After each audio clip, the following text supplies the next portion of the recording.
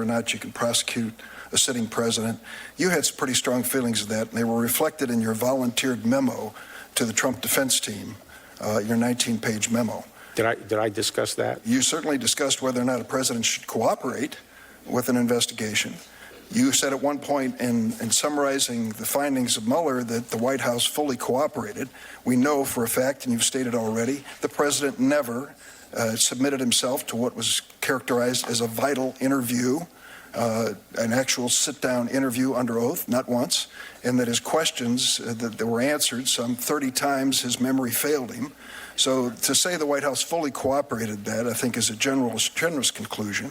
On this Office of Legal Counsel, I would refer you to this Volume 2 of the Mueller report, and on page 1, he talks about the whole issue of whether or not he was in any way restricted and what he could conclude because of the outstanding Office of Legal Counsel opinion on the liability of a sitting president.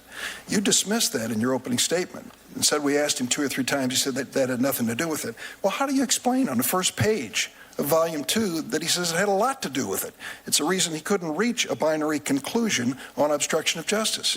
Well, no, it was a prudential reason.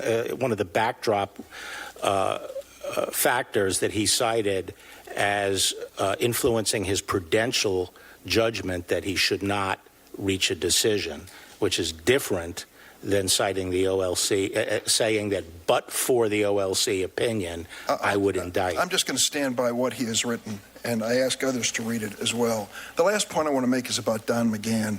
If you read the section here, pages 113 to 120, on Don McGahn's experience, the president wanted him to state publicly that the New York Times article was untrue, that he had not asked McGahn to fire the special counsel.